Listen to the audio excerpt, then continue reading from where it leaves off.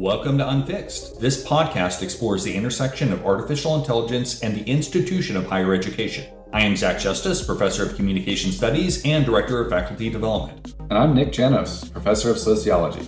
We are employees of Chico State, and we will discuss some of our work, but this podcast is not affiliated with Chico State, and the views expressed here are not representative of the university. Nick, how are you doing today? Great. How are you doing, Zach? I am doing good, and we are not alone. Today, we are joined by Emily Magruder, Director of Innovative and Future Faculty Development, and Leslie Kennedy, the Assistant Vice Chancellor for Academic Technology Services, both of whom work at the system level for California State University. Ladies, welcome to Unfixed. Thank you. Great to be here.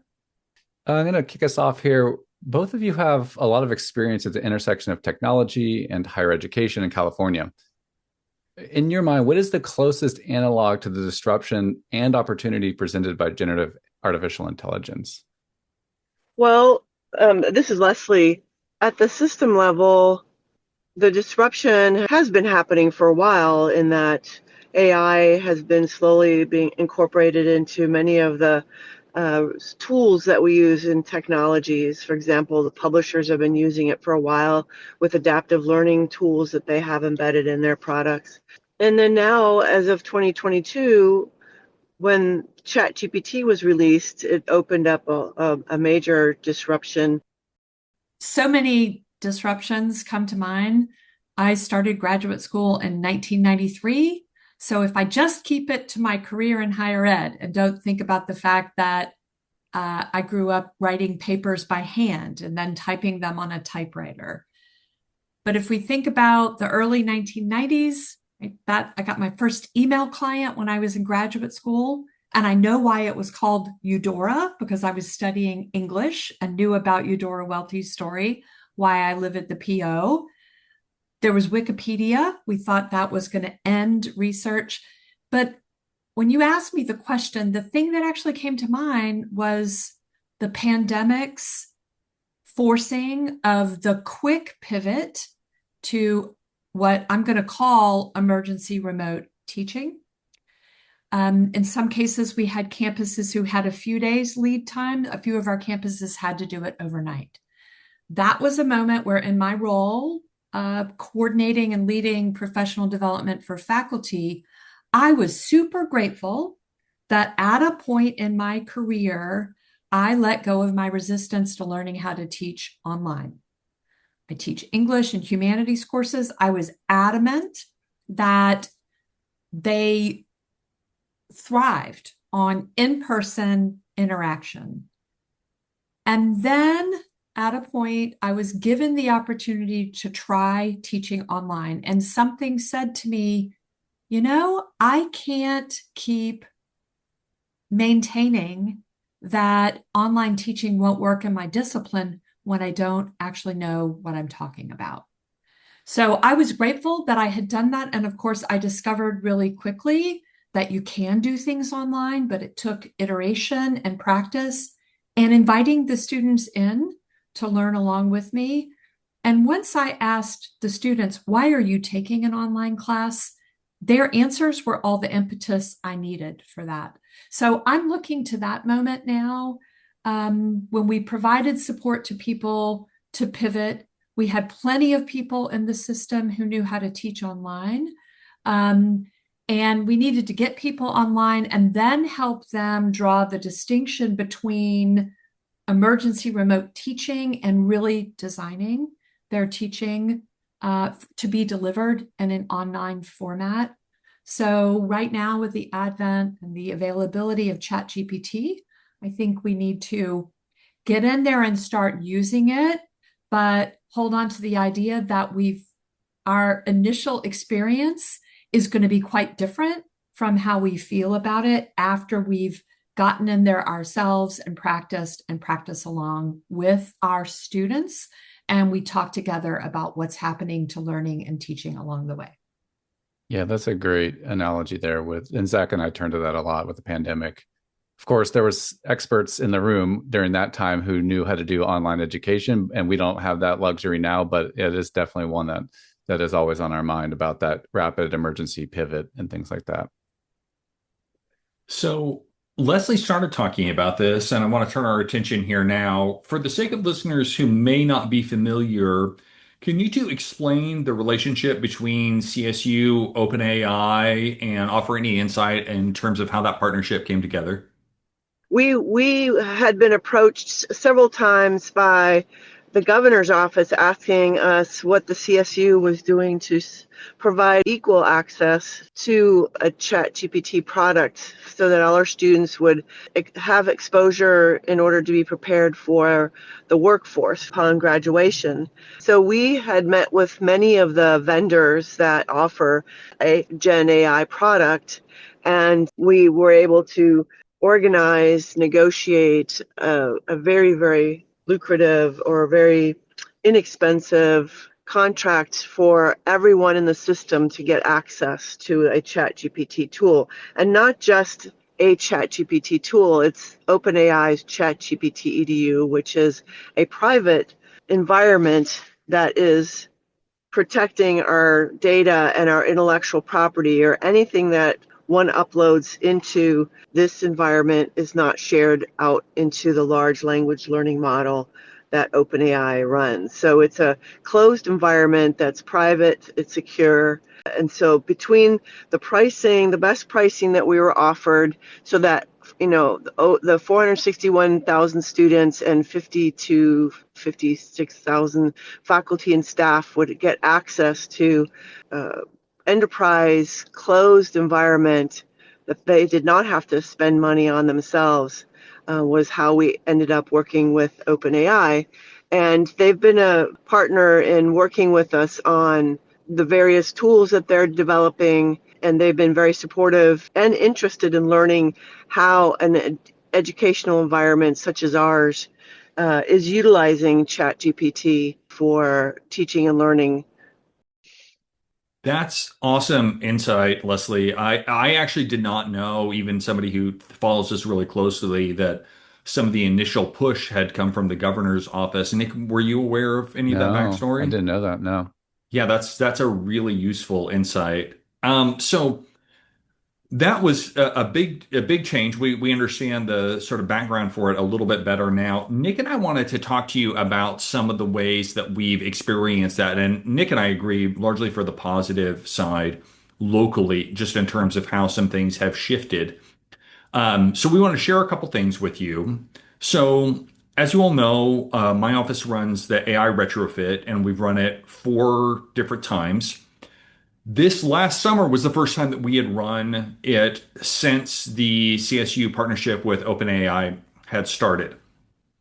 And something happened that I did not anticipate at all, which is that we got to skip a bunch of the conversations that we normally have in the lead in. So there was less like, do we really need to be doing this? Are students actually using these things? What's the point? Like there was so much less of that conversation and so much more of, okay, let's dig in and figure out what these things is capable of, how students might be using it, how I might be using it as an instructor. So it sort of accelerated the rate at which we could get to the good stuff of the retrofit. Yeah, thanks, Zach. Yeah, this has been a really interesting 6 months or so since it came out. And thanks in part to that, I think it helped sort of normalize it in a way, for better or worse. I know people have different opinions. We can get to that. But it kind of made it like an official tool that is a legitimate tool for faculty, staff, and students. And one way I've seen that change is actually at the college level with the dean's office. Also, thanks in part to the work Zach does. He did a workshop a couple months ago for all the deans and admin on campus about ChatGPT and what it is and how it's changing everything at the instructor level and student level. But our dean is actually now giving us some money, me and my colleague, to run trainings on training our faculty how to make meaningful online education in the age of AI. And I don't think that would really have happened unless the partnership led to this acknowledgement at the highest levels that this is a thing and then the local actions to kind of push that into the agenda at the college level. Yeah, and we've seen that at all levels too. The workshop that Nick is talking about, right? Like I was able to do that because I got a limited amount of time to meet with the provost over the summer, talk to her about some of the ways that AI was changing the job market for graduates. And she immediately gave me and two other people time to talk to the chairs and the deans on campus. The tenor of the conversations with senior leadership on our campus has changed. And it's because Nick and I and a handful of other people have been trying to sort of like change this conversation and bring pressure from the bottom up. But the moment where the chancellor's office made the partnership real, then I think VPs and presidents started to hear about this not just from the bottom up, but also from Long Beach. And I think that made it real to them and open to different possibilities and conversations in a way that just didn't seem possible about 2 years ago. But I do want to zoom down because Nick, you've started to have different conversations with colleagues that you're teaching alongside. Yeah, I think this has also further helped us use it and integrate it into our teaching and assignments and trainings and for our students. It helps in the classroom to just have that conversation rather than sort of forbidden technology that students are using off in their room. It's something we can bring in and we can talk about it in a real and meaningful way, but also begin to experiment in, and doing it really rapidly to try to experiment. How do we actually use this to help student learning in new and novel ways where other forms of assessment and activities are kind of, reach the end of their life, kinds of things. So it has helped with that as well. So now that's, I think, our campus experience, and I don't know any other real campus experience. I hear whispers from people, but the two of you do have more engagement across the system. What are you hearing and seeing on other campuses that fit with this conversation here? Is Chico more or less experiencing the same thing, or what have you experienced out there? As I listened to you all describing your experiences at Chico, it's really exciting to hear in depth what's going on, because sometimes we can't see that so easily from the chancellor's office. I thought about, it's an interesting way to reframe it, because I think when a system as large as ours, makes as big a decision as to make a tool available across the system at a time when we're facing headwinds and challenges, including budgetary ones, it seems not to make sense at first. And so, one interpretation we heard was that by making this available across the system, we're being forced to use it. But as I listened to you all, I thought we could reframe that more. It's an opportunity to experiment. It's authorization that we can give it a try for this time period without the ethical dilemmas of incurring costs on students' parts. We talked about technology changes earlier. I resisted clickers when they came along, right? The responses, for a lot of reasons. One, I was like, I don't teach with multiple choice questions. I hadn't thought deeply enough about how some questions could engage my students and give me really quick insight onto how the group was doing instead of listening to the person who talks first. But I didn't want to do something that would require them to spend more money out of their pockets than I already was. So when I then learned, which I had to be in a room with people and learn more details than I heard through the buzzy headlines, that I was on a campus using Blackboard at the time, that I could look in Blackboard as my students were registering for the course and see who already had a clicker. And I realized 75% of them already did. So I said, okay, if you can make sure that I can provide a clicker to any student who can't afford it, I'm all in. I'll try it. So that's one thing that comes to mind immediately, that kind of reframe. It's permission to be on the leading edge of experimentation, for the CSU to be a leader rather than waiting for it to be proven other places. Because Our students, we have the greatest laboratory in the country with our students. I just had this image pop into my head of Emily like protesting outside of the IT building or something, like keep clickers out of our classrooms or clicker free campus or something like that. It would have been a great piece of activism. So it's not too late, Emily. Yeah, I appreciate your perspective on the student equity part. That's really important. And I think I wanted to connect it back to something Leslie said in a few minutes ago about when she was introducing the EDU product. And I think for faculty using it in research and teaching, the fact that it does have that walled nature to it, where we enter stuff in there, and as far as we understand, it doesn't get used in the training model. So that also gave people permission, or not permission, but a leeway or a freedom, if you will, to experiment with it in their own writing, research, and other domains that otherwise you wouldn't have wanted to put into your own personal account and things like that. So that's important as well. So Nick and I have had a generally positive reaction and experience with this partnership. That hasn't been universal. And we heard about it from some of our colleagues. Nick and I are both CFA members. We think collective bargaining is important, but some of the CFA reactions have been especially visceral. I grabbed this one headline from an article in February. CSU administrators impose greater use of AI. And I assume when they say administrators, they're specifically meaning Emily and Leslie. So my question is, why did you make everyone do it? No, my question is, can you just talk about some of the pushback that you received? And, we want to make sure that we're giving voice to the idea that there are lots of different perspectives on this issue. Nick and I did a whole episode on the sort of fight disposition that faculty have and try to engage that in good faith. But can you talk to us about some of the criticism or pushback that the system has received to the partnership? Mm-hmm. We've heard exactly what you've just shared, the quote, several times, and my response is similar to what Emily said. It's we wanted to make sure that all users had a safe and private, secure resource, because we knew, based on surveys that had been conducted at San Diego State, that over 60% of our students, and now it's up to 80% of our students, were using ChatGPT outside of in the free world, or in less closed, less secure environments.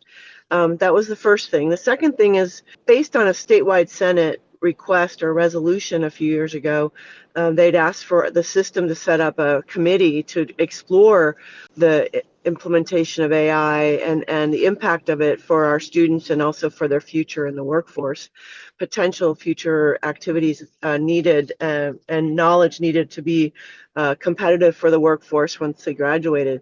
So that system-wide Gen AI committee was established, and one of the recommendations that came out of that was to procure a generative AI tool so that we would ensure that our students and faculty and staff would have access to a private, secure, intellectually protected, and also advanced. It's not the free versions of these tools are not always as advanced, and allow for more usage, etc. Tools. So that was part of the recommendation out of this system-wide AI committee. And if you go to the AI Commons, which is genai.calstate.edu, the report from that committee is posted, and it's a committee that encompasses stakeholders from the faculty side. We have some student representatives and other stakeholders throughout the system. So that was the recommendation from that committee, and that helped drive the purchase of that tool. There's never been a mandate that faculty or students have to use it. It was more, as Emily said, allowing or opening up the opportunities to be experimenting, exploring, learning more about this, because it is so much a part of our technology worlds nowadays, especially in the teaching and learning environment, because students have been utilizing it for various benefits, and potentially also using it to write some of their work. And so what we wanted to do is also explore how we communicate that to our students, that it shouldn't be used for certain tasks, but that it could be used for others. So the statewide Senate also recently released a resolution sharing with faculty potential ways to utilize ChatGPT in an instructional environment. So that's now available on the statewide Senate site, also off the AI Commons site. We've been offering training opportunities, professional development opportunities for introduction to teaching and learning with AI. Over 4,300 faculty have participated in the system-wide training. But as you have been offering, Zach and Nick, your training at Chico, which is now being utilized, the same template and framework that you've created has been is being implemented on several other campuses. We know that many of the campuses are providing training as well for the faculty. And then we have a system-wide training available for students where they can earn a badge and then add that to their social media, that they have had that exposure to AI at the basic levels. So there hasn't been a requirement for folks to use the tool, and we continue to support our commitment to academic freedom for our faculty and their curriculum. But knowing that this tool is available and being utilized by students, this is our way of attempting to democratize access to it. In higher ed, I think we have, particularly in a system as large as ours, we have a communication problem. If we talk about other, what felt like really major changes or disruptions, a few years ago, we leaned into the idea that our approach to first-year mathematics and quantitative reasoning, providing remedial courses, was intended to help students. And research was showing that in spite of their good intentions, they were having the opposite effect.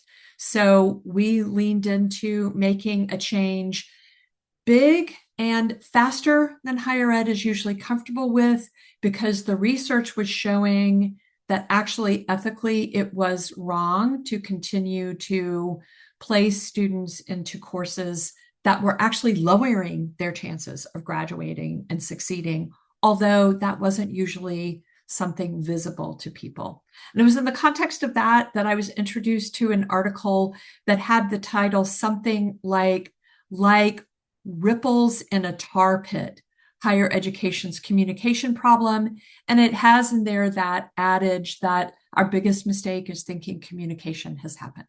So again, when we go big on something, we always have to realize that the headlines don't capture the nuance of what's actually happening. So we've spoken a lot about the perception that this was being imposed or people are being forced. There are questions about the cost of the contract, which even I learned through other people's reporting was far lower than I realized. There are concerns about the impact on the climate. And I've heard questions about why are we spending this when we have other campuses that are really struggling? And then also, why this tool? Why only one tool? So I could talk about any one of those. Is there one that seems more relevant to what you all have been doing? So, Emily, for me, I would love to hear you speak to the sustainability part briefly. Nick and I have heard that quite a bit lately. Nick, is that your inclination as well? Sure.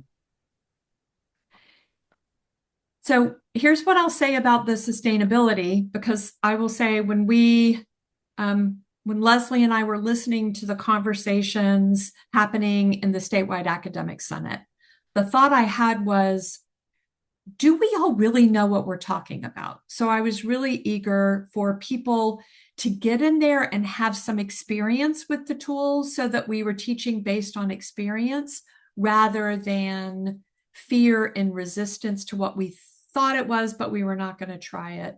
So we invited Jose Bowen to do a webinar. And if you've been in one of Jose Bowen's webinars, I think of him as the person who stays up all night, experiments, and shows us the way. So he gets us in there. He had us open 4 different GPTs and put the same prompt in different ones and experiment. The first time we did that, we got the early adopters who were eager to try. It was the second round, which was in fall of last year, or is it the year before? You might have to check my calendar date on that.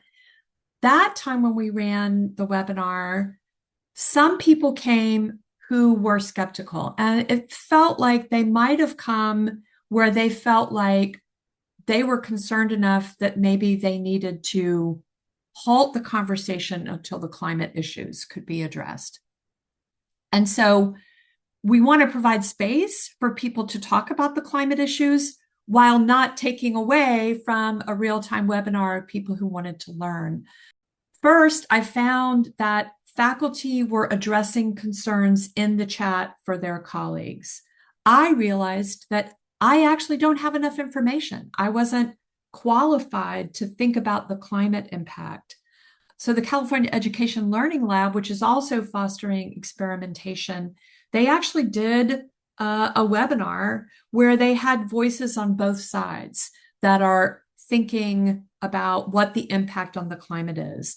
And from my limited knowledge, as far as I can tell, a lot of us have inaccurate information.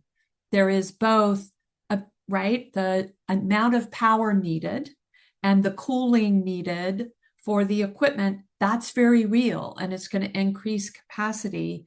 And yet I found that I wasn't aware how many other things that I do on a daily basis are having that same impact. But that's where I realized we're all very rightly concerned about climate, and we need to be teaching our students about climate change and resilience so they can be optimistic for their future. But we also need to set aside the time and have the space to make meaning around it and think about the impact. I'm hoping that just as, one thing humans do really well is innovate, that innovations around how we provide the power to drive the computers while we also calibrate what should we really be using these things for is sorted out.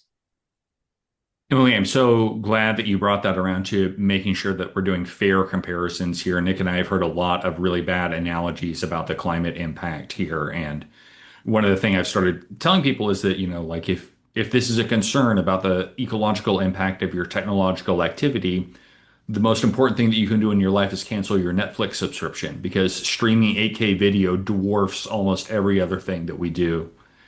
And that's not to be dismissive of those changes. It just means that we need to have honest conversations about it. We don't have a ton of time left, and we want to get to our one of our last questions here and then some irresponsible speculation. I think our last substantive question here is, what's next? Nick and I have speculated some about, like if there's going to be an RFP once this contract runs out, or now is vendor lock-in so valuable that these companies are going to be throwing models at us with perks? Like, what do you think comes next in terms of the relationship, not just with the CSU, but with higher ed and these large language model providers? You don't need to divulge any like super secret stuff. It's fine if you want to speculate a little bit. Well, we have been talking about what's next, and it's still very much speculation as well. There has been some discussion about an RFP. And we're not anti other tools that are available, and so that is being discussed right now. And I'm not sure if I should mention any of the other ones, so I won't. But that all of that's being discussed. And what we're looking for is to continue to provide the same kind of private, secure, robust access to a tool. so that it can be utilized in our teaching and learning and research areas as much as possible as we learn and explore how these tools will impact us in instructional environments and then also our students in their future work environments. What we do know is that more and more of the job openings that are being posted. We just received a great presentation from LinkedIn recently, and they follow the market very closely. It was from their chief economist, and that the majority, up to 80 to 90% of the job openings now have described some form of AI expectation or expectation of knowledge in AI. So that is the general goal for us, is to make sure our students can compete in that environment, and then also expose them to potential internships. We're right now generating a micro internship program. If you go to the AI Commons and click students, you'll see that we've got a link up now, and we're in the process of making those micro internships available for students, so they can get not only learn how to use AI maybe in their classroom, their instructional environments, or just through the AI training program, micro credential that we offer, but also get some experience working in real life situations, and micro meaning short internships, 10 to 40 hours, and then receiving also then some form of credentialing that will help them potentially in their future workforce searches. Well, I'm just going to jump in real quick, because as you're considering all these things, since you're right here online with us, for those of us who have gone in, pretty deep with ChatGPT, EDU, we certainly would be rough to just have a thing pulled away. I think, that is one area where technological whiplash and the changing vendors can be hard on faculty and students. Just wanted to throw that out there. Yeah, no, and we're very well aware of that, Nick. And thank you for reinforcing that. We know that we've heard that loud and clear, and we realize that as well. So what we're trying to do is be, as Zach mentioned, to make sure that we're the different GPTs also have different expert areas of strengths. And so, how can we potentially provide access to those as well? But not sure how that's going to work given our restricted budgets. But I feel comfortable saying that we're not going to yank anything. We're just trying to figure out what could be the next model, or how should we proceed with this experience, which is so valuable for all of us. Challenging, and valuable. Well, speaking of challenging and valuable, it's time for irresponsible speculation, which is Nick and I's favorite closing segment. So here is the scenario. Sam Altman has become a dedicated listener to our podcast and is wondering, what is the ChatGPT feature students need and don't currently have?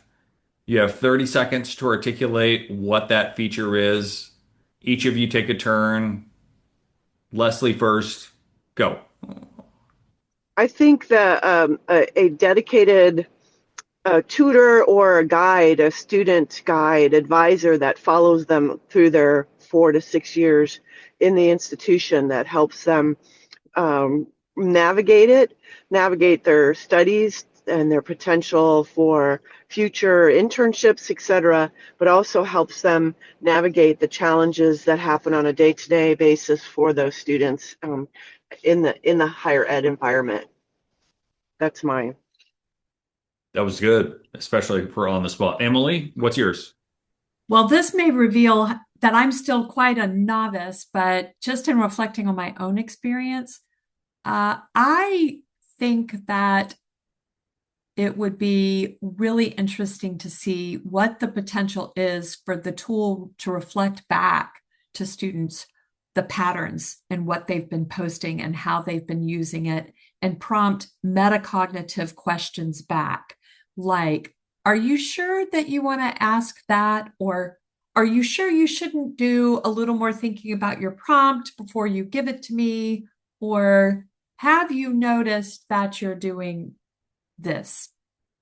I don't know. That's just my thought. I noticed just the other day I've integrated it into my regular work, and I've had the same thought perhaps that you had, Nick. Oh my gosh, what if they take this away from me? This is making some of the tedious aspects of my work fun, because when I'm stuck, I can say, give me 13 ideas.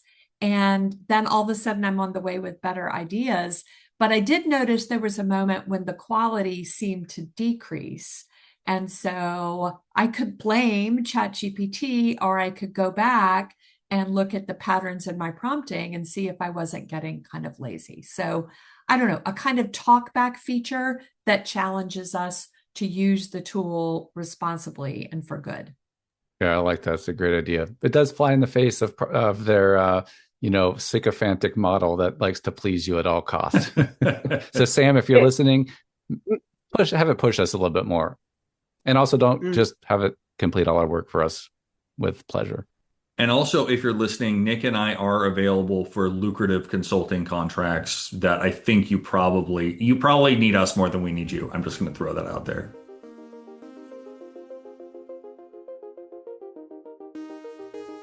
Thank you for listening. If you're enjoying this podcast, please consider subscribing on your favorite podcast platform so you never miss an episode. You can find our writing on meltsintoair.org and connect with us on Blue Sky at meltsintoair.bsky.social and on LinkedIn, Zach Justice and Nick Janos. Find these links and more in the show notes. If you have feedback or want to share an idea, email us at unfixed@meltsintoair.org. Thank you to Jamie Gunderson for producing and editing the show.